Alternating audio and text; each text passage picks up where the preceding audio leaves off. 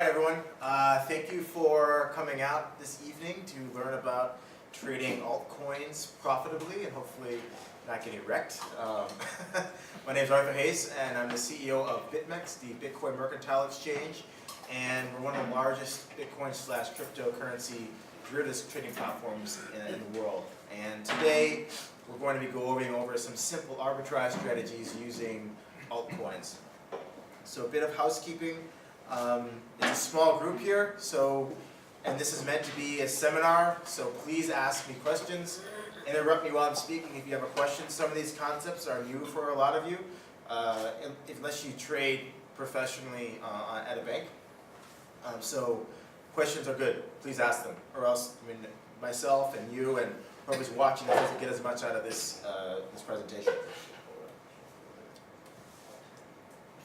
Alright, so just a basic, what are altcoins? So obviously most of us are familiar with Bitcoin. Show of hands, how many people own some Bitcoin? Alright, cool. How many people own a coin other than Bitcoin? Alright, so when I refer to altcoins, or more colloquially I call them shitcoins sometimes, because I'm a hater on a lot of coins. I'm basically talking about a currency, a coin, or a token other than Bitcoin. And I guess up until a few months ago, Bitcoin was about 80–90% of the market cap of all digital currencies that exist. And this year, in 2017, the altcoin complex is sort of surged higher. And now I think Bitcoin is around 50–60% market share of all digital currencies, which basically means that coins, some of them I've listed here in the top 5 by market cap, I think at least 3 of these are US billion-dollar market cap coins. So, you were talking about Ethereum this year has gone up 10x. Ripple, which is now the #2 most valuable currency, has gone up a lot more than that this year. It's absolutely insane. Yeah. So this is it's a crazy market, and which is why do we want to trade these other currencies besides Bitcoin? A lot of Bitcoiners who believe only in Bitcoin, Bitcoin's the best, it can do everything better than anybody else, think every single other coin is worth essentially zero. And they're all scams, they're Ponzi schemes, there's pre-mines, there's all sorts of issues with these coins. However, there's a very vibrant trading market. And as traders / arbitrageurs or market makers, what we want is illiquidity and volatility, which are the two things that altcoins provide. And when you have an illiquid and volatile market, you get a lot of pricing inefficiencies. And that's what I'm going to be talking about today, is how to capture those pricing inefficiencies and earn income in Bitcoin. So if you've come to some of my other talks, I talk about how to take your US dollars, entering the cryptocurrency space, and earn a return essentially benchmarked in US dollars. Now I'm taking it one step further. I'm assuming that you are a Bitcoin holder, you've got some Bitcoin sitting around, and now you're thinking about, what am I going to do with this Bitcoin that is sitting in my wallet? Am I going to play dice games? Am I going to go bet on the NBA, speculate on some derivatives, or do I want to earn some passive income intelligently using what's going on in the altcoin space? So these strategies are all going to focus around futures contracts. So for those of you who don't have an idea what a futures contract is, essentially, it's a contract that allows you to speculate on the future value of an asset or a currency pair. Now, on BitMEX, we obviously allow you to go long and go short with leverage, meaning you don't have to put up the full value of the trade when you want to trade. It's purely in the contract setting. So BitMEX, we're famous for having 100x leverage on our Bitcoin dollar pair, meaning if I want to trade a position worth 100 Bitcoin, I only need to have 1 Bitcoin of equity sitting on the BitMEX platform. The second very important thing to note about BitMEX is that every single one of our futures contracts, regardless of what the underlying instrument is settled in Bitcoin. So if you take your entry price minus where you exit, hopefully you've made a profit. That profit will be denominated in Bitcoin. So you enter with Bitcoin, you leave with Bitcoin. And that keeps things very simple and straightforward, especially for everyone who benchmarks themselves in Bitcoin. So these are 4 identities.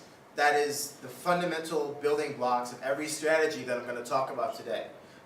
And if you don't understand these, what's going to follow is going to be a little difficult. So the first and most important identity about any futures contract is that it has to equal the underlying spot price at settlement. If it doesn't, then it's not anchored to anything real. If I said, hey, come and trade a product on BitMEX and there's no expiry date, you're like, well, how do I know that this futures contract is ever going to equal something objectively real on another pricing platform? Sorry, I'm quite new to this, yeah. I mean, there's many so-called exchange for Bitcoin. How do you define this so-called underlying spot price of Bitcoin? So when I'm Because talking, maybe this guy give you one spot price, the other guy give you another spot price. How do you define this? so us as the exchange will produce a specification called a contract specification. And on this contract specification, it will clearly state where the underlying price for this futures contract is. Okay. So I'll go through one in a minute, but for the altcoin space, the most popular spot trading platform, meaning I can take my Bitcoin today and exchange it for an altcoin and take immediate delivery of that altcoin. That's what I mean by the spot market, immediate delivery market. That is the basis of the underlying asset for the majority of our altcoin futures products. So on settlement day, XYZ contract will look to the Poloniex spot rate and say that's the price that this contract equals at settlement, and that's where everyone's P&L, or profit and loss, is benchmarked against. Yeah, this has actually been a point. I've been looking into BitMEX for the last year, and this has been a point that has slowed me down for my adoption of the platform. Trying to understand exactly how the spot price is computed for especially Bitcoin, because that's the biggest in the market. So you had it's changed. The formula has changed over time. Is the formula published on an API that can be accessed and updated regularly, or is it? Because I looked at the website for the spot price definition, and it was all in text, and it says specifically on the website it says this is subject to change. Yeah, so Bitcoin is an ever-changing landscape, and what I mean by that is exchanges get hacked, exchanges close, and exchanges lose their banking facilities. All 3 of these things have happened in the last 12 months. So if I told you that my contract is based on the Bitfinex Bitcoin US dollar spot price, in August of last year, Bitfinex lost 120 million US dollars. Is that a credible place to be basing a futures contract on? No. So we removed them from the index. 9 months later, they got their act back together. They rehabilitated, paid everyone back, got in the index, and then unfortunately, them alongside other exchanges, namely OKCoin, lost their ability to accept US dollar deposits and withdrawals.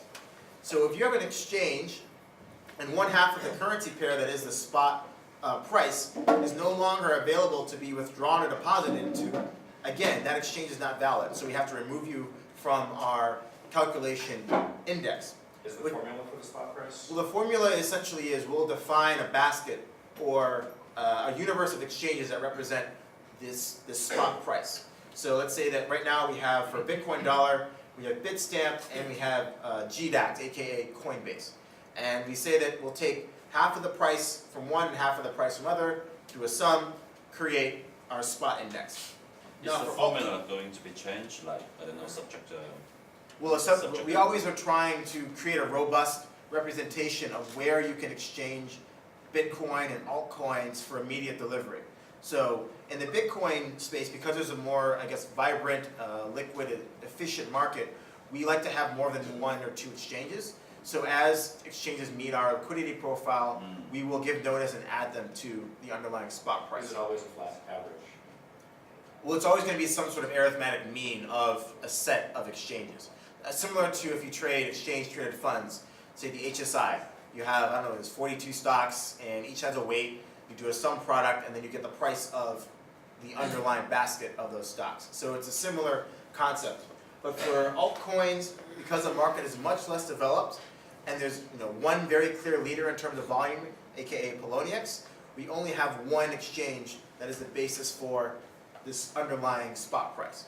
So it's a lot more transparent and easier than when you come to Bitcoin, where there's a lot of different platforms all over the world that have similar liquidity profiles that we use to create our underlying spot price. So is the historic underlying spot price be available for? yes, so we publish these in indices. So essentially you can query, so for our Bitcoin it's .bxbt. We're all ex-bankers, so we're used to writer's RICs, so that's where our notation comes from. So if you basically run our API, you can get historical tick data for these underlying indices. How about the formula? Right, we will be exposing it on the API shortly, so you'll be able to consume that over our REST and WebSocket, a dynamic weighting of what is included. So the second identity is basis. And now this is what you're going to be looking at constantly as an altcoin arbitrage trader. And essentially that's the difference between the futures price and the spot price. Different people will define basis either spot minus future or future minus spot. I come from equities, it's future minus spot to us. And that's how we think about it at BitMEX. And then we can go down one step further and talk about contango, when basis is positive, futures price is greater than spot, or backwardation, when the futures price is less than spot, or that's the same thing as saying basis is less than zero. Sorry. I think my question is more on the infrastructure stuff, right? Like in terms of like the clearing, settlement, the kind of thing, right? Because like I know, like because we worked in the bank before, we have a huge team doing all this like future like settlement. For instance, like sometimes can be blow up, right? I'm wondering, I mean, do we have like enough, I don't know, like kind of infrastructure team to back up your future business? The reason why banks take forever to process trades is because they built very bad tech and they compensate for it in lots of people. Lots of people who make lots of mistakes. And we do not have that same philosophy. We build very good tech that requires very few people. So Ben, our co-founder over here. So everything's like STP and... Yeah, It's- everything's STP and the settlement's done in real time. Okay. So this is this is an example of a contract specification. We'll probably stay on this particular contract and the examples for today. And so this is a Ether Bitcoin quarterly futures contract. So we have our root, which is the first three characters, ETH, which is the currency code for Ether, the native token that rides on the Ethereum protocol. We will tell you the expiry date. Generally, it's the last Friday of the month, of the calendar month, so the 30th of June. And we do expiry at 12 UTC. Now, if you're not familiar with UTC, get familiar with it because you will be trading 24/7. And so time zones are annoying. So everyone in the cryptocurrency industry uses UTC. Essentially, this is 8 p.m. Hong Kong time. M is our month code for June. Don't ask me why it's M. That's just a standard in the financial services industry. That's where we come from. That's what we're using. And so to combine it all together, we have ETH M17. The 17 represents 2017. We will also tell you the underlying, which is the Ethereum, Bitcoin, Poloniex exchange rate. And then contract value. So each contract is worth 1 Ether, which keeps things very simple in terms of when I need to determine what my hedge should be. And I quote everything in Bitcoin terms. And I settle my margin and my P&L in Bitcoin terms. So it's very linear. Price goes up 1%, your P&L goes up 1%. Let me just show an example of that on the web here. So this is BitMEX Live. Let's show you another contract. Let's see here. So up above, we have a nice little We'll tell you exactly what it equals. We'll break down this symbol for you, where it's coming from, month, code, year. Have a little nice chart here. We'll tell you the settlement index, and then down here you get the contract details. Now, two very important things. One thing for a speculator is your initial margin and your maintenance margin. And this is telling you how much leverage we're giving you. So 1 divided by this number gives you how much is the maximum leverage you can use when trading this contract. This is also very important. This is your liquidation level, where we will basically close out your position. Now, unlike traditional trading platforms, we don't phone you up and say, hey, in 8 hours time, can you please deposit some more Bitcoin so you don't get liquidated? We liquidate you immediately, and you lose the entire maintenance margin.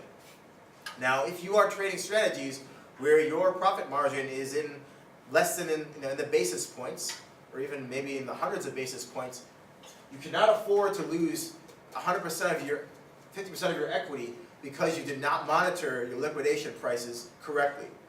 So in arbitrage strategies, you definitely need to be monitoring where your liquidation price is and making sure that you never reach that point, because it will blow up the profitability of your trade.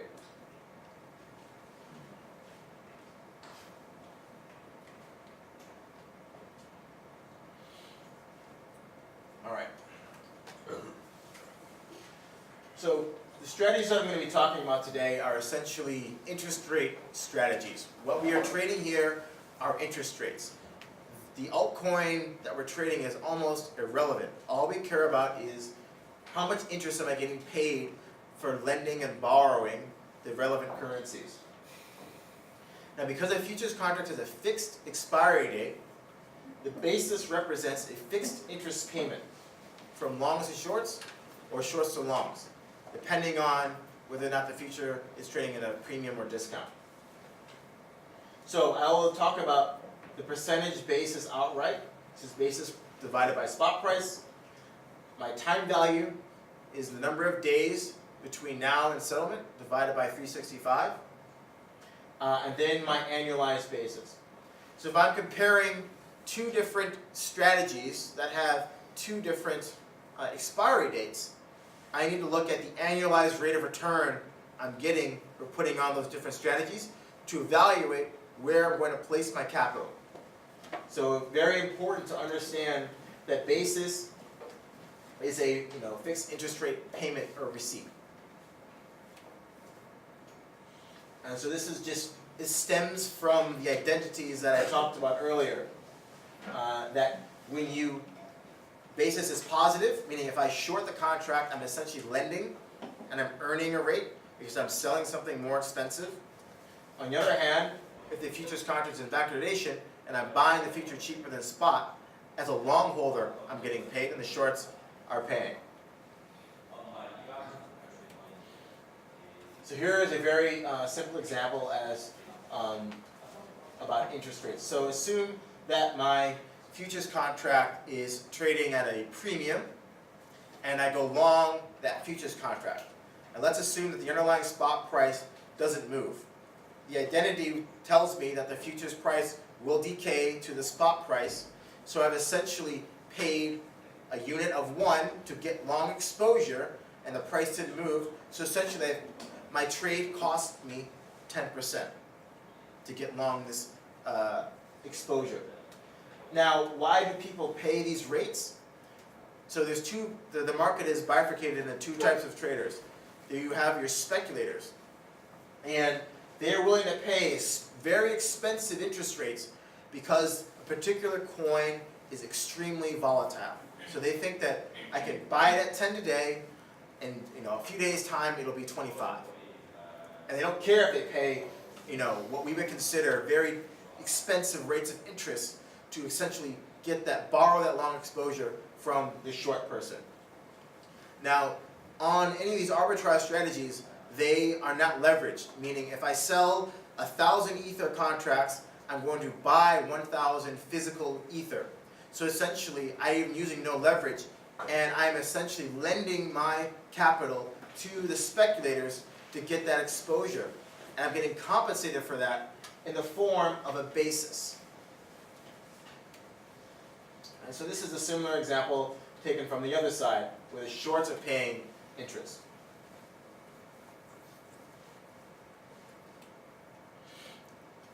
So the first strategy that I'll talk about today is cash and carry arbitrage. And this is probably one of the simplest and most effective ways to increase your stack of Bitcoin using altcoin futures contracts.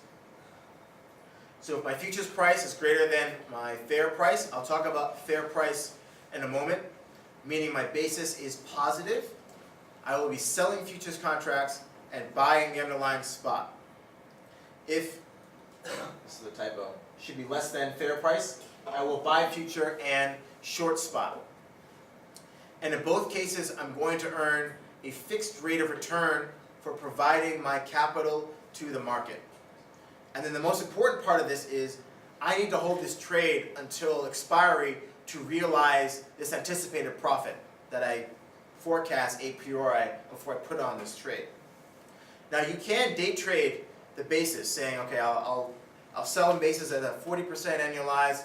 I'll buy it back at plus 20, so I've made that spread. Then I'll go back into the trade when it gets higher. That's a little bit more advanced. If you just put it on, forget about it. You need to hold the trade until the futures contract expires. So about the settlement price, so how do you determine the settlement price? Is it exactly the moment of the expiry, or it kind of? So for the altcoin contracts, we use a 30-minute time-weighted average price. So from 11:31 to 12 UTC, every minute we'll look at what is the spot price, and they'll do a simple average of that. And so technically speaking, if you want to exactly match settlement, you get an algo or you manually do it, and every minute you close your underlying spot position. Okay, what is fair price? This is a very important concept as well. So every one of you will have a different fair price for a futures contract, because every one of you will be able to borrow and lend the currencies at different rates. Every one of you has a different internal benchmark as to how much money you need to earn before you will venture out and put on any of these trades. So as a trader, where can you borrow and lend Bitcoin? Where can you borrow and lend the underlying altcoin? That is what helps you determine what your fair price is. The theoretical, Finance 101 is covered interest rate parity. And that assumes that if in no arbitrage situation, the differential in interest rates between my home and foreign currency will determine where the futures price should trade. Now obviously we live in the real world, and that is never the case. The market is inefficient by definition. That's why you're all here. So you can do this sample calculation, but essentially this is something that you want to use as a benchmark to give you, should I put this trade on or not? Now your actual P&L might vary from this fair price, but it's a good way to start evaluating which trades will be profitable for you. The lending market. So as I said, Bitcoin and your relevant altcoins have a borrow value, and traders are willing to pay other traders for inventory. So if I want to short Bitcoin, I need to borrow it from somewhere and sell it on the market. If I want to short an altcoin, I need to borrow that as well from someone and short it on the market. Now Poloniex operates a P2P lending market where people who have Bitcoin, people who have different altcoins can interact on a market and lend out their collateral to other traders to short. So when you trade on margin, you're effectively interfacing with this P2P borrowing market to get your collateral that you want to short sell in the market. I didn't see a section in your website where you can lend altcoins to others. We don't offer this feature. So this is, the borrow market is on Poloniex, Okay. and the borrow market is something that we look to as an objective measure as to where the futures price should be, where the futures contract should trade. Because essentially what a futures contract represents is a difference in borrow value between two forms of collateral represented in a currency pair. Is Poloniex also where you get your interest rates for borrowing BTC, that type of thing? Yes, so when I go through an example in a minute, if you want to, I guess, get your opportunity cost of capital, you will look to, okay, if I just stuck my coins on Poloniex, I would get X% per day. So if I'm going to put on this futures versus spot arbitrage trade, I better earn at least that. Or else, why would I go through all the hassle? Do you guys mark up the interest rates or? The interest rate, the implied interest rate in the futures basis is purely a function of the market. Okay. And because we offer more leverage than Poloniex, it will trade at higher or lower levels because traders can, go into and out of the market with bigger positions. And that is what gives you the opportunity to earn a return on your capital because you're essentially lending them the exposure to go the other direction. So if the market's pumping, why would I sell into this market if, say Ripple is, rocketing upwards and upwards? Why would I provide short exposure to a long holder at 20x leverage? Because I'm getting paid an obscene amount of basis because the future's here, my spot price is down here. Now maybe I can only earn this much basis if I put my Bitcoin onto Poloniex. So essentially, every trade that I'm going to talk about today comes from the fact that the BitMEX futures market is inefficient and the basis does not represent the borrow market, the actual collateral borrow value as evidenced on Poloniex and other platforms. That is what you arbitrage. So the interest rate that we see on the website, because you have to pay interest or receive interest every 8 hours, right? So that's a different product. That's a total return perpetual swap. So I'm not talking about that particular product today. I'm talking about a fixed expiry futures contract where you essentially are paying a fixed rate of interest to get your exposure, paying or receiving a fixed rate of interest to get your leverage exposure. Which is simply determined by the market price. Exactly. So it's not really the interest rate is the consequence of the causality lies with the buying and selling of this product. Yes, it lies with I think this coin's going to the moon. I don't care if I'm paying 100% per annum to get long this 20x leverage futures contract. You as a market neutral arbitrager say that's great. I'm earning 100% return per annum on my Bitcoin that is just going to sit here in my wallet. I don't have a particular view, nor do I want to day trade this coin, right? So I'm just going to provide that leverage to the market, earn my rate of return, and happy days. So both people are happy. Speculator gets the exposure they want. Arbitrager gets a fixed rate of return on their capital, over and above what they would get on other platforms. My question is how about one side got defaulted? So we do have a method, what we call auto deleveraging. And so what that means is at BitMEX, it's limited liability. So if I'm a speculator and I go long 20x and I go bankrupt or I get liquidated, I can't ever owe BitMEX money. So unlike your FX broker for, maybe, FXCM or Saxo Trade, they do have a clause in the contract saying, if you go into negative equity, we can sue you and we can go after your personal assets replacing these trades. Now, in Bitcoin, we don't do that, nor can we do that. So what that means is the amount of money that's in the system in terms of the margin allocated globally for a particular contract is the total amount of money that can be used to pay out a long or short holder of the contract. So in the situation where the market rallies or falls quicker than we're able to liquidate someone's position or close them out, we will early assign the other side of the trade, meaning we will close you out early in profit so you will lose your exposure. Now obviously if you're putting on hedged trades, this can prevent a problem. This is auto deleveraging. So we do provide real-time updates as to if this has happened to you. We give you email updates. Is it formula based? Yes, so you can look up the exact mechanics of this on the website. But I would say that for the altcoins in particular, because we have very healthy maintenance margins, meaning 2%, 2.5%, say in the case of I think I just showed you dash, that means that we have more than enough equity from the party that got liquidated to close them out in the market. And so we have very few occasions where we have to early assign someone's position. But yes, you're correct, that is a risk of putting on these trades. All right, so let's go to the spreadsheet. So even if you have a covered position, a hedged position, there is still this risk that on the future side you might be liquidated and hence Well, you- there's two risks. I'll go over your risk of liquidation, meaning you didn't put enough capital behind your trade. That's definitely a risk, and the market goes against you.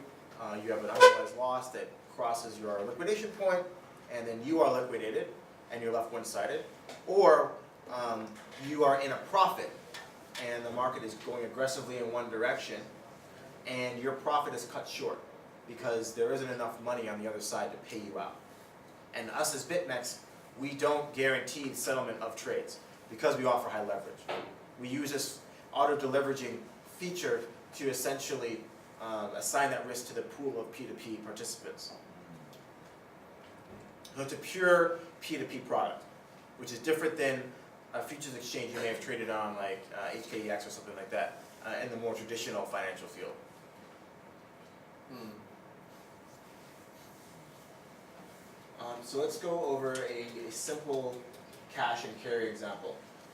So here we have our Ethereum quarterly future versus the Ethereum spot. And these are the due prices, and we have a basis. And number of days of expiry, say I have a month left. And I've just put in two different borrow rates for Bitcoin and Ether. We can calculate a rough fair price. So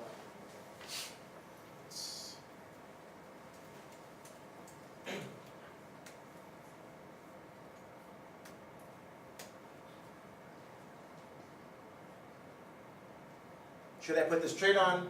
Being short futures, long cash? Yes, I have a positive fair basis. Okay, so next step, let me actually go into the mechanics of putting on this trade. So what am I going to do? I'm going to sell 1,000 quarterly Ether contracts, and then I'm going to buy 1,000 physical Ether. So very simple mechanics, and the fact that each contract is worth 1 unit of the altcoin makes determining the size of your hedge very simple. Now let's go to settlement. Again, at settlement, futures price always equals the spot price. Now let's go through our profit and loss statement. So on our futures contract, we can look at our profit and loss. We had 1,000 contracts. Initially we entered at that price, we entered at that price, and there's our Bitcoin P&L. On the spot side, we were long 1,000 units, entered here, exited here. There's our realized Bitcoin profit there. This is very important here. So I've actually bought physical Ether on Poloniex. And as we said, this Ether has value. People are willing to borrow it to short it. So what do I do between now and when it expires? I take my 1,000 Ether and I lend it out at 10 basis points a day, or 0.1% on Poloniex, and I earn income as well on that collateral. And so our Ether FX at a rate gives us that much P&L. Now down here we have our Bitcoin opportunity cost. Now instead of doing all this, I could have taken my 40 Bitcoin and said, hey, I'm just going to lend it out of Poloniex and make this rate. So I could have made 6 Bitcoin by doing practically nothing. So how much did I make excluding my opportunity costs? This is an accounting profit, right? I made 5.8 Bitcoin. My actual cash flow statement, I've made 11.8 Bitcoin. So this is a very simple stylization of the trade that you can do. Now, you can do this manually, meaning you can open a browser with Poloniex, open a browser with BitMEX. Okay, the rate looks good. Sell here, buy here, and put on this trade. Now, if you are constantly looking for opportunities on where to enter and exit the market, you will want to build this programmatically so that when you sell in BitMEX, you automatically go and start buying on Poloniex and make your cash and carry trade. So how to define the daily rates? The daily rate will be on, you'll get that from Poloniex. Now this isn't a fixed rate, so I'm not, in actual life, I'm not guaranteed to get 10 basis points per day on my collateral. It's very tough to essentially term out your capital. Usually the longest that people can actually get is 2 to 5 days. So these rates are fluctuating. So this is a variable rate. However, you're putting your trade on as a fixed interest rate. So you know exactly how much money you're going to make when you put this trade on initially. So this 50 basis points per day on Bitcoin, Why that is it could so go down. high? Why is it so high? This is just an example, but Okay. But in general, in reality, what happens is, let's say that a particular coin or the whole altcoin complex Yeah. is rising, which it has done this year. I mean, Bitcoin, in terms of percentage market So share, people borrowing. right? People are borrowing Bitcoin to buy altcoin because the altcoins are ripping, right? So they're willing to pay extremely high rates of interest per day I see. on Bitcoin to get that long leverage, long exposure, and so that'll feed into the futures contract. So at a minimum, the futures contract on the upside should be trading at that premium. But because we offer more leverage, it's going to trade even higher. And that's when you can come in and put on these basis trades. But as I said, this 50 basis points, or whatever the rate is not fixed in stone. It's dynamic. Now one thing I want to show here, Do you have a historical borrow curve for the? you can move it. I'm sure if you look on the internet, you can find someone who has the Poloniex data, who script the Poloniex data, and you can get historical lending rates for that data. Or you might even be able to get it from the API. I'm not exactly sure. So they do have historical API calls, and I think you might be able to get historical borrowing and lending rates. So if I cut all my position before they cut off the time at 8 p.m. Hong Kong time, do I need to pay any interest To who? to the other side of the trade? So there's no interest payment that you're paying to BitMEX. This is all implicit in the basis. So essentially, it's a payment between the long and the short. We take no part in that. All we do is charge you a trading fee, both sides, a trading fee to enter and exit the position. So when I talk about interest, this isn't BitMEX determining a rate and charging you. This is the market says that the basis is $100, and so that's going to represent a payment to one party and a receipt of payment to the other. Yeah, that part I know. But what I'm saying is if I square all my position and put it to 0 before the cut-off time, so there is no counterparty on the other side of my trade because I have no trade. Right. That means I don't have to pay anything to the other counterparty. Well, you've essentially, so the futures contract will decay to spot. So theoretically, every second that you hold that futures contract, you're either paying or receiving a rate of interest, Okay. what you call theta. So you have theta. All these trades that I'll describe are positive theta, meaning you earn carry every day. And the other side of the trade who's speculating has negative theta, but they're going to make it up in delta, i.e. the difference in the price of where they bought it and sold it as a speculator with leverage. Okay. So one thing I want to illustrate here is, remember that our BitMEX P&L is in Bitcoin, and we bought Ether. So we're short futures contract, and we hold physical Ether. Now BitMEX does not take other collateral besides Bitcoin. So even if the market rallies 100%, you can't come and say, hey Arthur, I've got 1,000 Ether. I'm good, right? Like, I'm not going to get liquidated on my futures contract. I'll say, well, no, the futures contract unrealized P&L is in Bitcoin. So please give me some more Bitcoin. Obviously, this trade doesn't work if you go and liquidate your collateral, your hedge, and go give me Bitcoin to fund your unrealized losses. So as you see here, I've now got a negative 50 unrealized loss on my position. So in these trades, you actually don't want to use your entire portfolio of Bitcoin and have it termed out in these trades.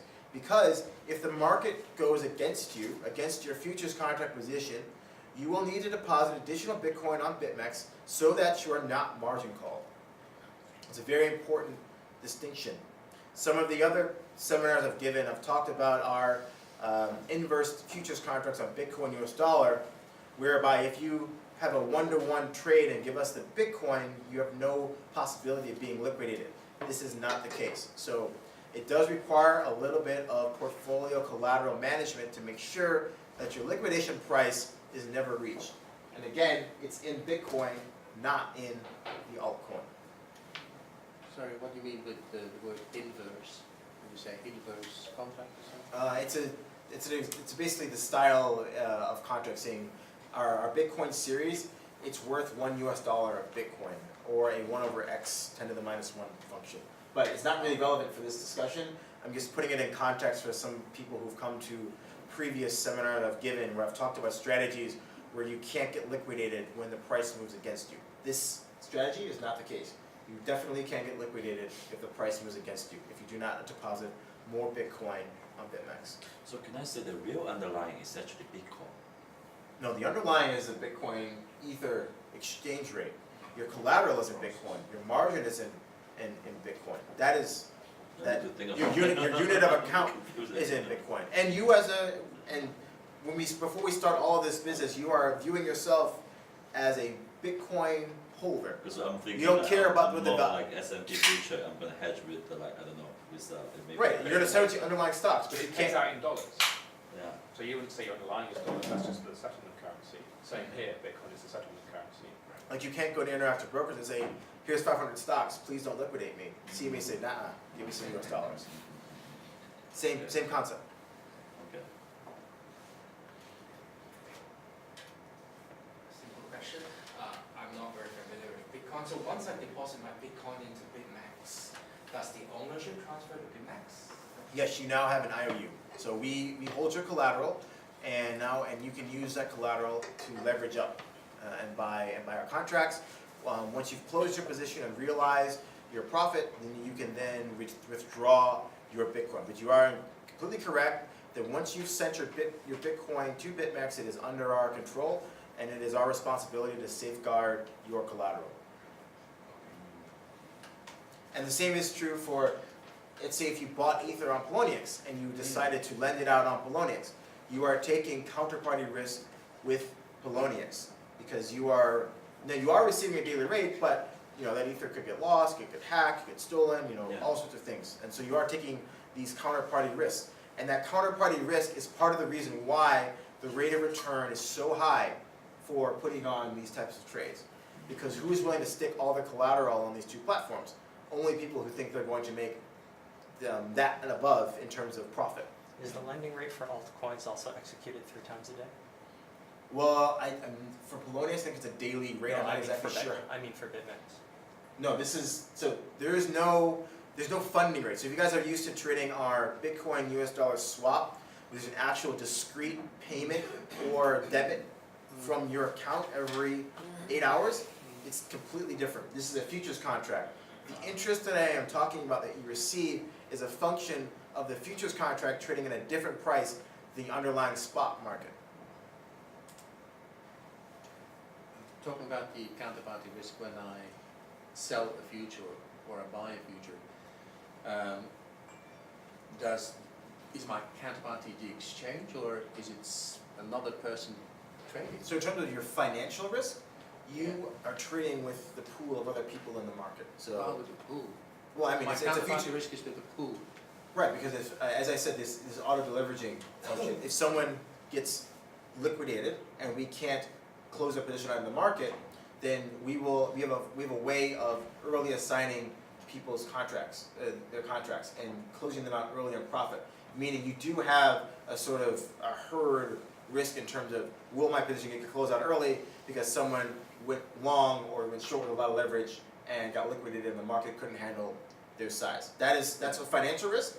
You also have a risk of your actual underlying equity collateral, and that's what I was speaking of previously, where we hold your Bitcoin on your behalf, and we use that as a way to margin your position. So you say, okay, I put up 1%, he put up 1%, we'll allow you to trade 100x. And so we have to safeguard that collateral.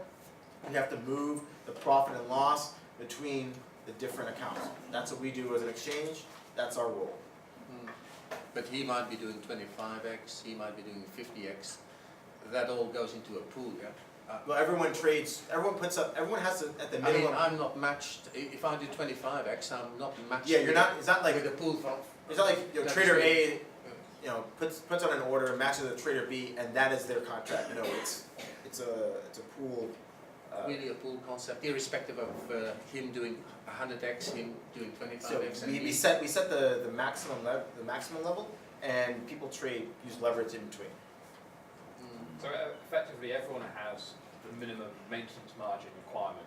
So for Bitcoin US dollar, that's 0.5%. So it doesn't really matter how much they put up to start with. At all times, everyone's got 0.5% of equity maintenance margin backing their position. And if they get liquidated, that 0.5% is normally enough to close out their position. So you might be long, someone's short holder gets liquidated, that 0.5% is used to basically buy their position off someone else who goes short. So there's a new total counterparty. But you as a trader don't really need to worry too much about that process, as long as it's operating Continuous and yeah, so it's smooth. continuous and smooth.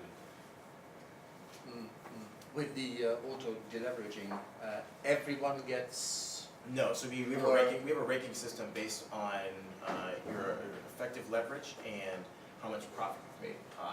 Oh, okay. Yeah, so there's a So document guys that who've goes. made whole positions with the most profit, they get. We have a somewhat of a indicator as well, but if you go on the reference section in BitMEX, there's a document and it explains in great detail exactly how that process is done. Yeah. So I definitely, if you're going to put on these strategies, I would suggest that you familiarize yourself with that document.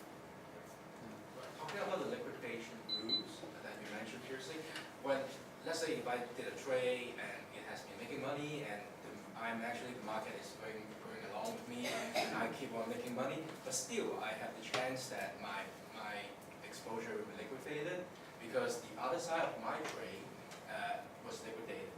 So let's be very clear with the terms here. If you're in profit, you are not getting liquidated. You are getting closed out early in profit. So you do not lose your maintenance margin. Now, when you get liquidated, that means that you are losing money, and we say, okay, you put up a minimum amount of equity. We're going to take that and use that as margin to close your I will position. be basically cutting off my position. Correct. Profits. Yes. Much earlier on. But why don't you automatically match me with another counterparty at that time so that I carry on longing doing my exposure? So that's something that we're looking at possibly offering. The one caveat to that is, how do you determine what's an acceptable market slippage that you'll be willing to take? So no, we need to come up with a system. You should allow me to choose and mention it in the system. Yeah, so I mean that's one variable is, yes, we could automatically re-enter you into the market, but we want to automatically re-enter you 5% higher? Are you willing to take that, or do you want to say, okay, I want to limit it to Let's this say amount? if I put on, if I write like allow me to accept the 5% slippage, then you put me on. Yeah, so that's definitely something that we are looking at incorporating into when someone is leveraged, automatically adding them back into the market, subject to some sort of limit. Although of course, the problem with this scenario is, let's say you're long, you're in profit, market's Yes. going up, some short holder is liquidated. We then try and close out that short position Yeah. with a bid in the market, so we're buying to close a short. An ADL, or automatic deleveraging of your position, only occurs if this liquidation isn't filled. So what does that tell you? It tells you there aren't enough sellers, there aren't enough offers to be reached. So we close out your long. If you wish to then rebuy, to re-go long, well, there aren't sellers in the market. There's normally a very, in this situation, normally it's a wide spread, or the market has gapped. So we have to be very careful about if we offered this feature and actually making people understand that it's going to cost them some slippage, That's and it may not totally even work. That's totally understood. But also, from my understanding, there's no transparency on the other side, like my counterparty. So I really cannot tell that, like, when my trade will possibly be closed. We do offer a sort of ranking system, and we'll tell you if you're likely to be deleveraged if an event happened. And again, that's gone into in detail in the document on the reference section. So it'll tell you, and there's a little light section.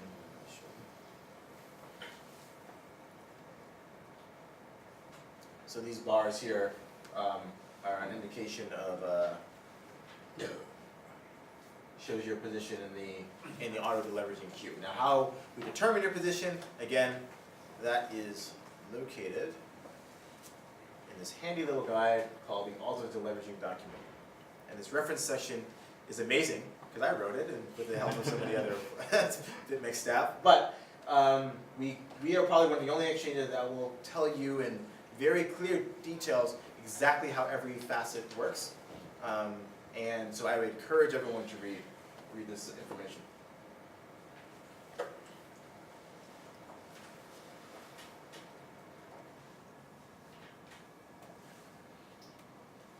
Okay, so we went through a cash and carry example. So the next strategy basically hinges from the fact that in the Bitcoin ecosystem, a lot of people are haters, and the hater rate is very strong. And which means that any new altcoin, no matter how amazing it sounds, or how cool the team is, or how high the price has gone, people want to short it to zero, and they think it's worth nothing, less than nothing. And so they're always looking for a way to short altcoins. And it's usually very difficult, because one of the biggest reasons why these things pump is because the supply is restricted. Either the development team pre-mined the majority of the float and only issues a small fraction, or they get all their buddies to buy it up and there's very little left for actual secondary market trading outside of large holders who refuse to lend it out to others.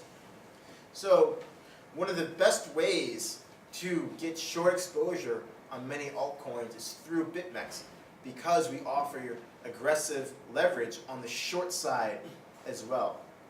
Now, as we've been talking about, these altcoins have a borrow value, and that borrow value at some times is very, very high. And so what we want to do in a proactive way is to create inventory in an altcoin without exposing our portfolio to any price risk on that particular coin. And when the situation arises that the market is, say, entering free fall and people are willing to pay obscene amounts of interest to borrow a particular altcoin, we stand ready with inventory to lend to the market at a rate of return. And so that's what I mean here by harnessing altcoin repo or borrow value, is to proactively create inventory in altcoins so that you can respond to dislocations in the market. So you're saying that the exchange is an actor in the exchange as well? No, I'm saying that the market mechanics of altcoins usually lends itself to a very small free float of trading, which usually means it's very tough to short it. Right. But you will buy them. So the strategy that I will talk about, what I call create to lend, means that I'm going to put on a derivatives play for the sole purpose of creating inventory in a particular altcoin without having any exposure to the price. Because why would I just buying a coin and say, hey, I'm going to lend it to the market, and the coin drops 50%? That's stupid. I'm just going to lose money. Now, using BitMEX futures contracts and buying the underlying coin, I can create a hedged position in Bitcoin terms, and now I have physical altcoin inventory that I can provide to the market when the price is falling a lot, or when just people are willing to pay a lot of money for that borrow. And that's the point. So create to lend and cash and carry are very similar strategies. What I will be doing is selling a futures contract and buying the underlying spot. And now because this underlying spot is free, I can then lend it out at a rate of return. Now, this also hinges on another dislocation in the market. So if my altcoin is worth a lot of money and a borrow rate, technically speaking, the futures contract should be trading at a massive discount. So usually what you want to do is you want to create inventory when the basis is positive or flat. Because when the basis is negative, that means that the futures contract reflects the fact that it is extremely hard to short this coin because it is extremely expensive to borrow it. Therefore, the futures contract trades at a massive discount to its underlying spot price. And that is a wrong time to put on this strategy because you are locking yourself into a negative carry position to create inventory in a fixed rate, and now you need to bet that you're going to make more money lending out that coin over the life of the futures contract than the fixed loss that you've locked in between now and the expiry. So when a coin or a futures contract is trading expensive to spot or at the spot price, you should be creating inventory, ready to respond to the market.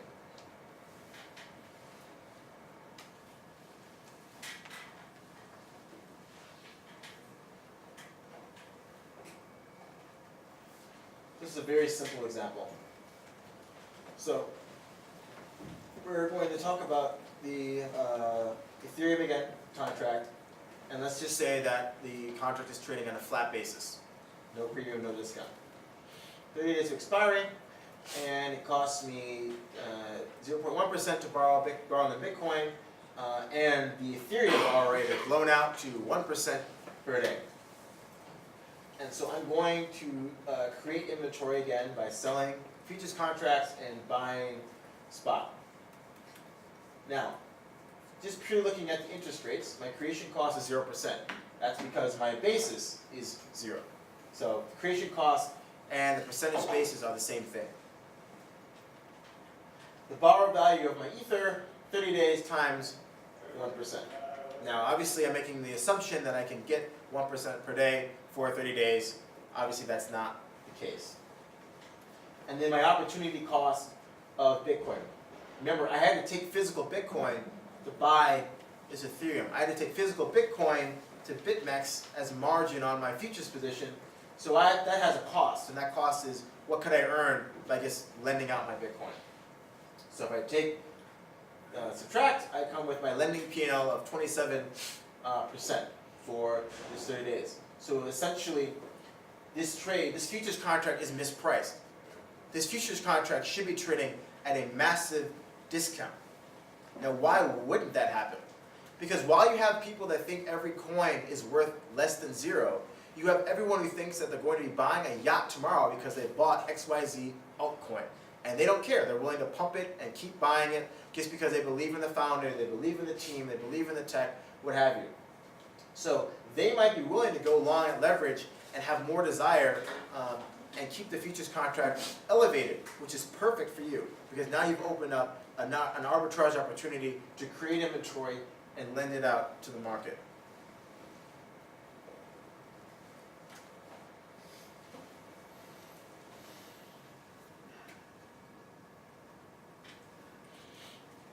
So, as I was saying before, you need to keep an eye on your liquidation price and how much Bitcoin you need to make sure that you never hit that price. Because depending on how the market moves, you don't want to ever be out of hedge. These strategies are meant not to have any price risk on a particular altcoin. All right, so let's just look at some market opportunities right now on BitMEX. So, on our advanced view, we have a instrument table. And this gives us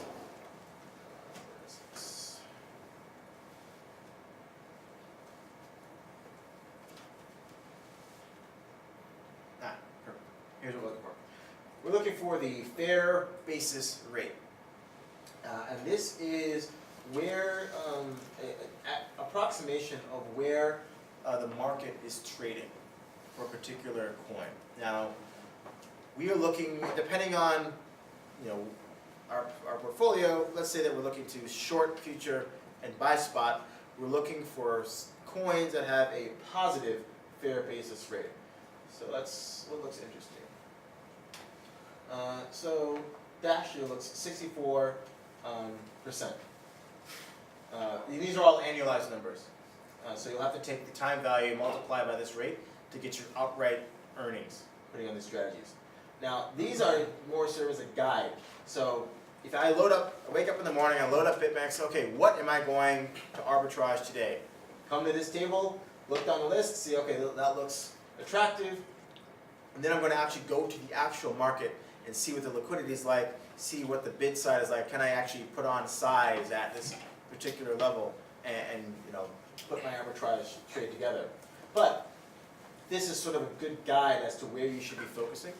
And obviously all this is available via the API, and as you get more sophisticated, you should be consuming the API data, and you will have a matrix of what is attractive, where you should be placing your capital to arbitrage, especially if you're going to be going in and out. When the basis is high, you're selling, when it's low, you're buying, and you're just doing that all day long, and you don't care what the actual price of the altcoin is.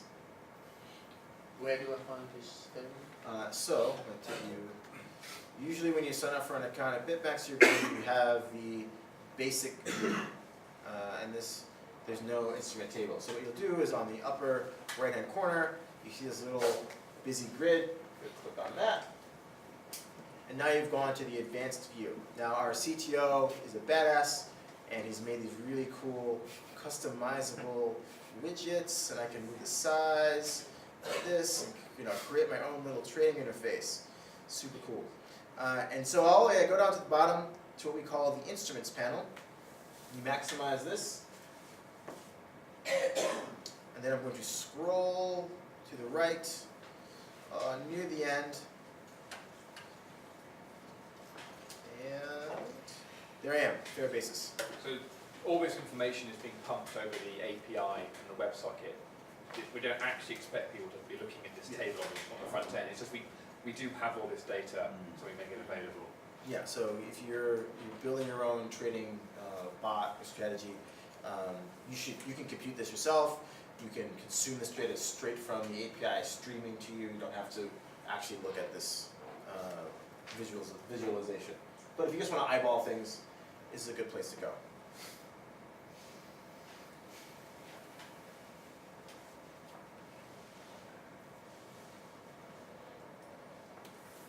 All right, so I'm going to end with a little ICO. This is probably the hottest thing that's going on right now in the cryptocurrency industry. So what is an ICO? Initial coin offering. I'm sure most of you are familiar with an IPO. You know, a team is willing to sell equity to the public at a price in a public gala, essentially. So an ICO is a team. They usually have a piece of proposed tech, something they will do in the future, and they say, hey guys, I need some money. Why don't you send me some Bitcoin and some Ether to this address, and sometime in the future I'll give you some tokens that you need to use my application. The theory is, the more that my application is useful, the more people use it, the more people use this token, i.e. it has value. Now, 99% of the time, that's complete horseshit. They are dog shit, and they're worth zero. But that doesn't mean you can't make a lot of money trading them. So what is the timeline? So usually a website will pop up saying, Arthur Hayes Coin is doing an ICO. Please give your Bitcoin and Ether to this address, and here is the conversion rate. Say 1 Bitcoin to 10,000 Arthur coins. And in 6 months' time, I'm going to have this awesome application, and I'm going to deliver all the Arthur coins to the market. So once I've delivered my Bitcoin, I need to wait a period before those tokens are delivered. Now sometimes this is an immediate distribution. Sometimes it takes months, maybe even years, to get these tokens. Because again, you're investing in a project, and most likely they have not done a single thing other than hire a marketing and PR term and legal advisor to put up a website. And you're giving them millions of dollars. Pretty crazy. So in a period of time, the token begins trading on the secondary market. Now, where do we come in as BitMEX? So, there you have ICO distribution, you have secondary market, and you have all this time in between where what is this thing worth? The team's putting out different developments, they're telling people, hey, we've done this, the timeline's this, I think we're going to be done a little early, I think we're going to be done a little later, and that'll affect the market sentiment on the viability of this particular project.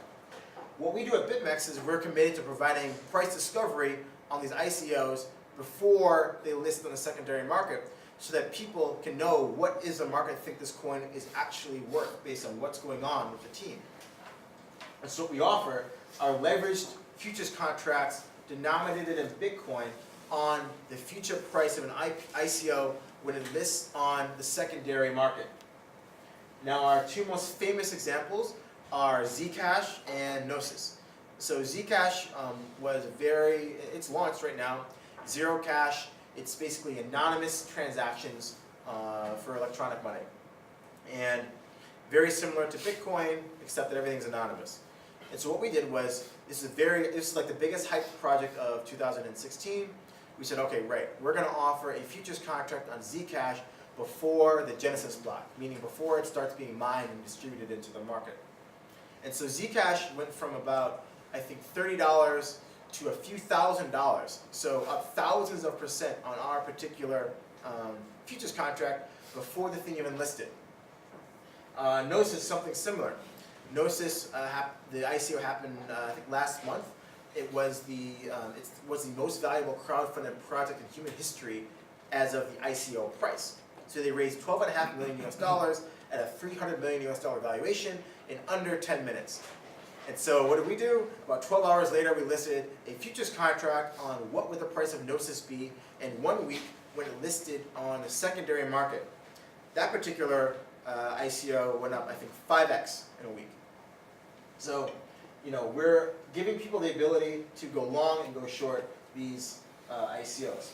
So, At what time, you issued these contracts at the time that the ICO has happened? sometimes before it has even happened. Or before, even before? Yes. So it's literally But what then happens if it's not going to go ahead? goes to zero. Oh,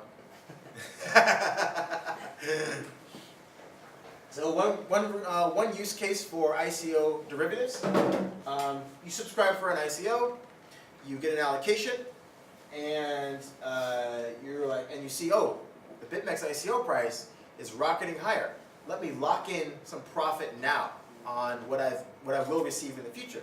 So I will receive ICO at date X. I'll sell BitMEX ICO. I've locked in this profit in Bitcoin.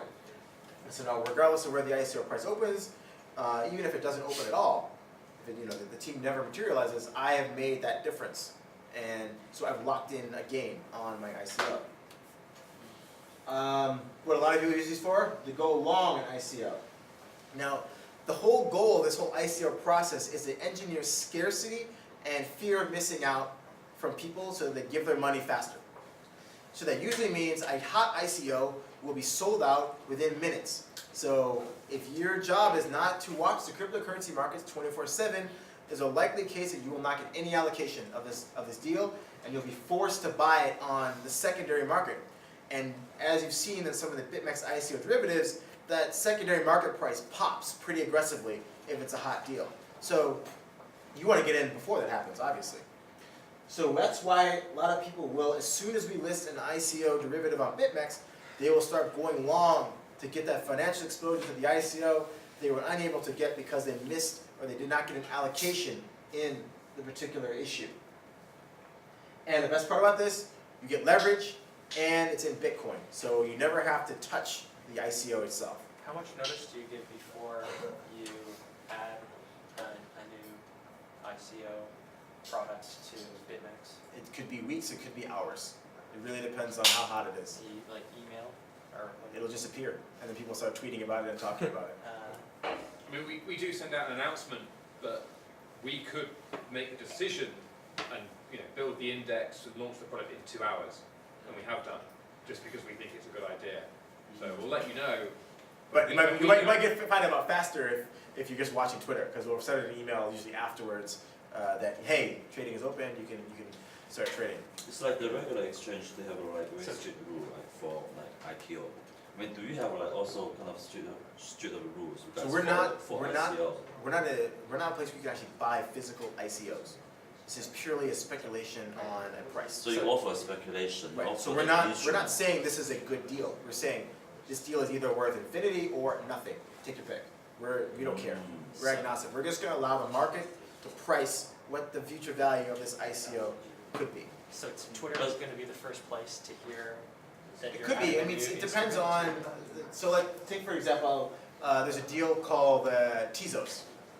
I've gone on record saying I think this is going to be the largest crowdfunding project in human history. So last year we had the DAO, which raised 150 million US dollars in a month. I think that they'll surpass that in 2 weeks, in this June. And And I've gone into reasons why on my blog. You can read it and figure it in and see the reasons why I think it's going to be bigger than that. But we've already basically told the market that as soon as the ICO ends, we're going to launch a derivative on Tezos to expire at the end of the year when it is expected that the distribution of Tezos, as they call them, will hit the market. So if we think the deal is hot, we will be out there on our megaphone, i.e. our blog, telling people, hey, this is something we think is going to be, cool. It could be worth zero. It could be an Ethereum, 23,000% in 4 years. I don't know. It's not really our job to judge. All we want to care about is getting that price discovery, giving people the opportunity to go short or to go long. But So do this you will be the choose- third ICO. Yeah, because you've done 2 already. This will be number 3. Yes, we have. Gnosis and ECC win. We've done 3 actually. We did another one called ETC Win, which is a project based out of China. But I'll go over in a second the 3 projects that are on my radar of things that I think will foster a healthy market. Do you choose like which coin to be listed in your exchange? Well, we choose, basically it's based on customer demand. So if no traders are talking about it, then obviously it's not hot. So why would I put a derivative on it? Because it's just going to sit there and collect dust, and no one's going to trade it, and then it just looks bad. We don't want empty order books. If you believe ICO equals shitcoin, then you can short a particular ICO. And the best part about shorting it is, aka you don't have to borrow the ICO, and the ICO might not even exist yet, and you can still go short it. And so you can go with leverage, and again you get Bitcoin, and again you can exit at any time. So if I subscribe for an ICO, I can't exit until the secondary market starts trading. But with BitMEX, I can enter and exit whenever I feel like because it's an open market. as long as there's a counterpart. Exactly. Was Gnosis available to be shorted on any other markets? No. I think we still are the only place where you can short Gnosis. Wow. How do you do that? Well, there's someone who's willing to buy it. Hmm. It's a P2P transaction. There's someone who believes in it. There's Just do someone the matching, right? yeah, we're matching. We do order matching. So in your previous 2 example, so how was the liquidity? Zcash was very good. So nearing when the actual Genesis block was, we were doing a few thousand Bitcoin worth of Zcash contracts per day. That has to probably be one of the craziest price actions I've ever seen in my life. That the opening of that particular contract. When it opened, it went up to 10 Bitcoin. 1 Zcash for 10 Bitcoin on BitMEX. It opened up Lonex at 1 Zcash for 3,300 Bitcoin. Yeah, and then it crashed 99.99% over the next few weeks. So it was one of the most epic just spikes and drops that I've ever seen. I mean, when in the ICO process, right? When the coin, I mean, it needs to be traded somewhere, right? So where do they normally initially trade it then? So there's other exchanges like Poloniex, Kraken, GDAX. They're all on the lookout for new things to add. And so you as a project will say, hey, exchange, I'm creating this token. Will you guys? And here's my wallet. Here's how my wallet works. Maybe I'm basing it on Ethereum, so it's very easy.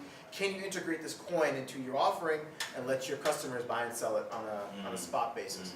And so obviously the exchanges have to evaluate, okay, is this coin going to be popular? Am I going to get enough volume out of it? And so they'll make a determination on whether or not they'll accept a particular coin on the secondary market. I see.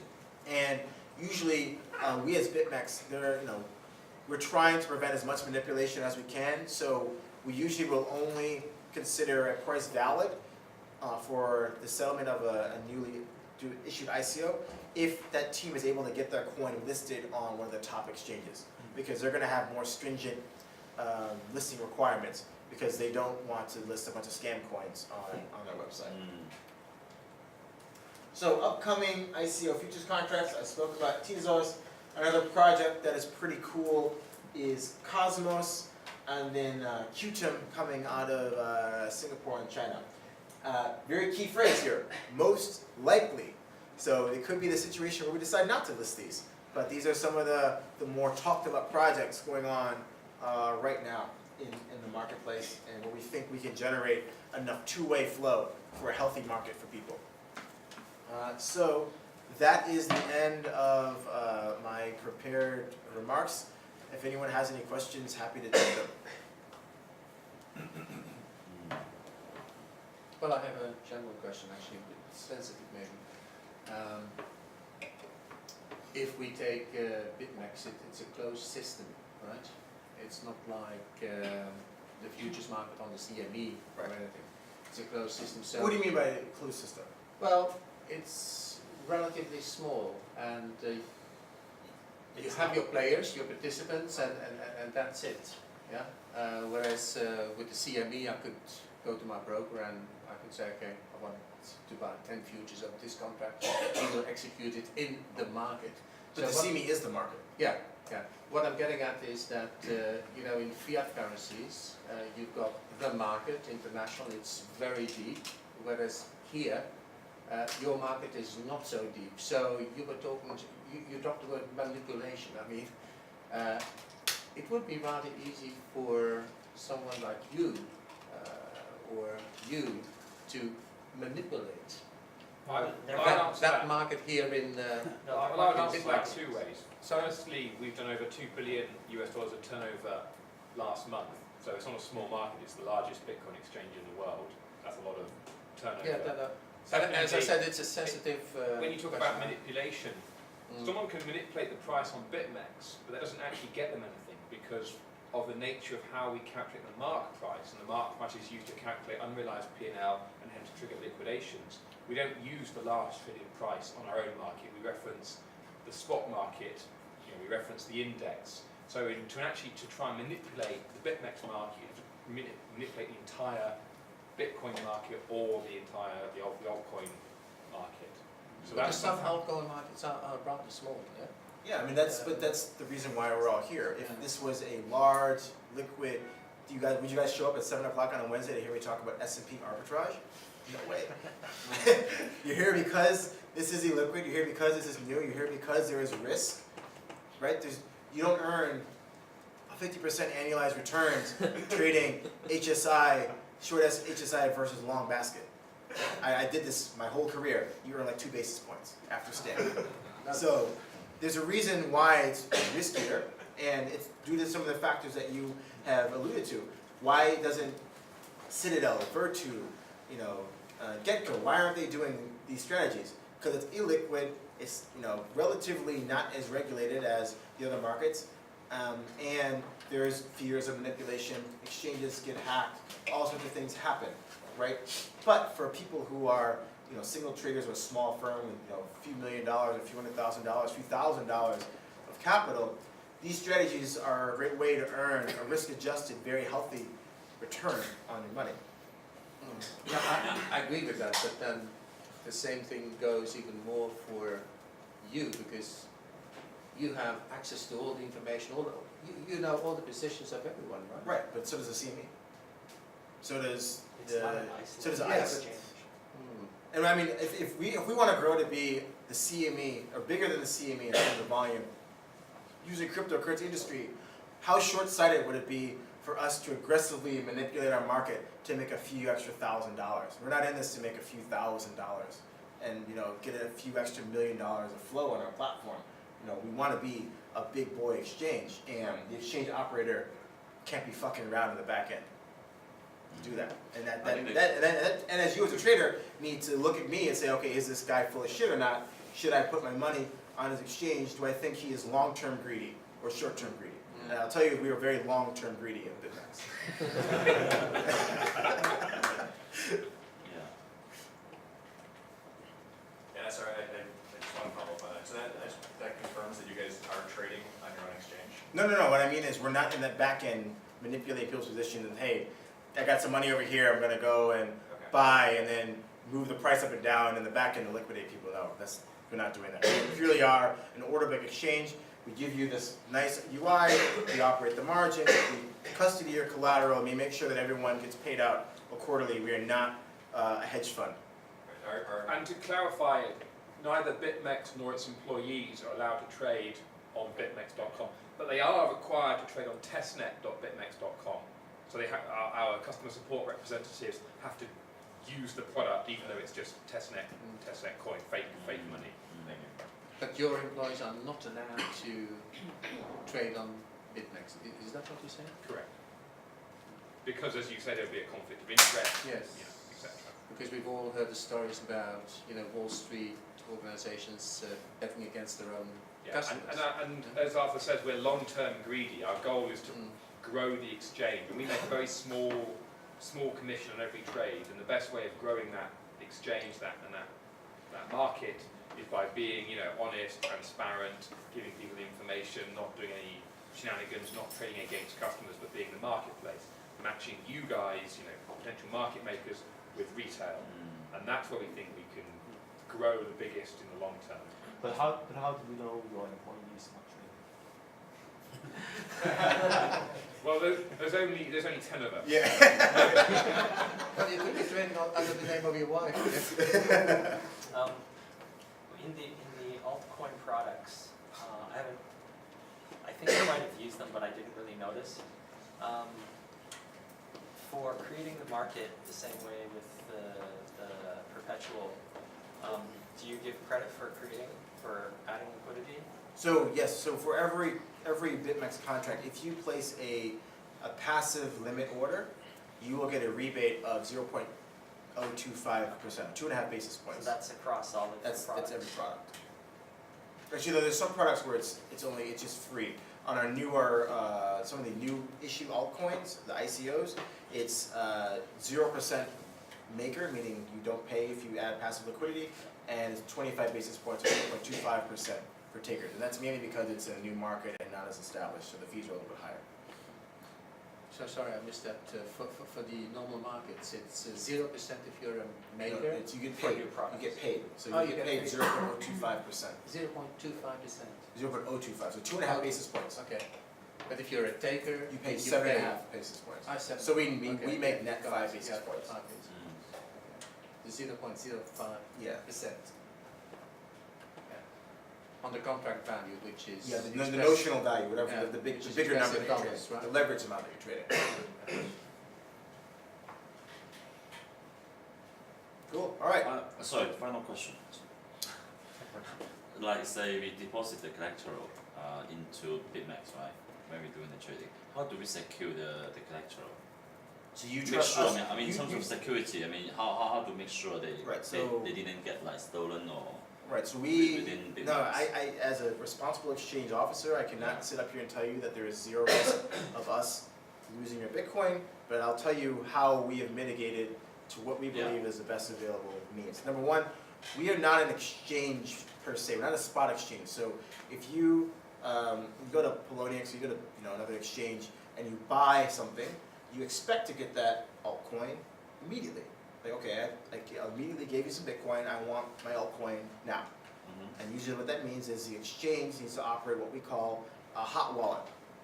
Meaning a computer program is authorizing that amount of money to go from the exchange to an outside wallet. That is very attractive for nefarious individuals who like to hack an exchange. Because that means if, for whatever reason, the security surrounding that server is not good enough, they can essentially steal money programmatically. Now, at BitMEX, we are not a spot exchange. We are a contracts exchange. So, we do not give you the ability to get your money in and out whenever you like. We only do it once a day at about 9 p.m. Hong Kong time, and what we use is multi-signature wallets. So that means that 2 of 3 partners need to physically authorize every transaction that leaves our platform. And we're able to do that, number 1, because we only do it once a day. And number 2, we're monitoring, did this person send this address before? Did this person have 2-factor authentication enabled? What's going on with this large withdrawal? And so we check to make sure that our customers aren't getting hacked to the best of our ability. We're making sure that someone isn't trying to spoof accounts and get Bitcoin. But at the end of the day, if you hack this front-end website, there's no Bitcoin on it. There's no, as what we call, private keys on any internet-exposed server. So hacking us, all you can do is shut down our website. You can't get any money. And that is probably the biggest reason why we are a bad target for hackers, because it's a physical verification of withdrawals as opposed to a programmatic verification That's of a withdrawals. touch wood, right? Everybody is safe here. Suddenly there's a bomb here, bomb, go off. I mean, the thing, like, I guess, like. We have key man risk insurance Okay. with AIA, I Yeah. think. And we have, various lockboxes in banks so that in the event of our demise, our customers will still get their Bitcoin. So don't get any ideas. So, for withdrawals, it's once a day, Once a day, 9 p.m. 9 p.m. Hong Kong.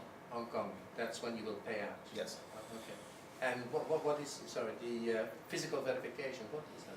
No, so what I mean is that we will actually look at the withdrawals, and we have to physically go on a method that we use to offline sign. So it's not a press a button and some server is doing all the work for you. So Poloniex is the basis for a lot of the contract set prices. So they've recently been having some API issues. somewhat, Some API issues. well, not just API, but the entire website, yeah. And so I was wondering how that affects BitMEX. So yes, we don't like it when our underlying market is unavailable for trading. To this day, Poloniex is still by and far the biggest trader for most of our pairs. So we have stuck by having them as the only pricing source. Now, obviously, if the current situation continues, we'll have to review that decision. But we do have circuit breakers in place such that, let's say that the price drops to 0, right? Some bad tick data. We have protections in place such that our index price doesn't drop as well and liquidate all of our customers. Now, we were forced to basically beef up this protection in the event GDAX a few weeks ago had printed a price of 6 cents for 1 Bitcoin. And because they were part of our index, they caused our index price to drop, which caused our market price to drop, which liquidated some customers. And because we value a good trading experience for everyone, we actually paid out all the losses out of our own pocket, even though it wasn't our fault. And so we have put in place some other protections to make sure that a similar situation like that doesn't happen again. But let's say if Poloniex was down, That's down for a couple days. yeah, we'll switch to Kraken, we'll switch to Bitfinex. So we have the logic in place to dynamically switch to a different provider of index data, and then we'll declare what we call a market disruption event, which means we're changing the terms of the contract while it's trading, and it's only done in extenuating circumstances. Wait, talking about the risk to the market maker, I mean, for a market maker, you always have billions of risk. For example, big crypto trade, off-market transaction, or even wrong price when you enter the prices on your market making API. So for all those risks, can I actually cancel the trade after the trade was done? No. We are very staunchly opposed to scrubbing trades. And even in the situations where things are not our fault, we don't reverse trades. Right. Going back to the question of Poloniex, when they were down, would you consider maybe in the future adding more exchanges? Yes, definitely. So As that you- more exchanges Yeah. step up to the plate and equalize trading volume with Poloniex, we will definitely, just like Bitcoin, we'll have an underlying spot price that represents a variety of exchanges, but that hasn't happened yet. Mm. Because then the impact obviously would be Exactly, far it's less. less, yeah.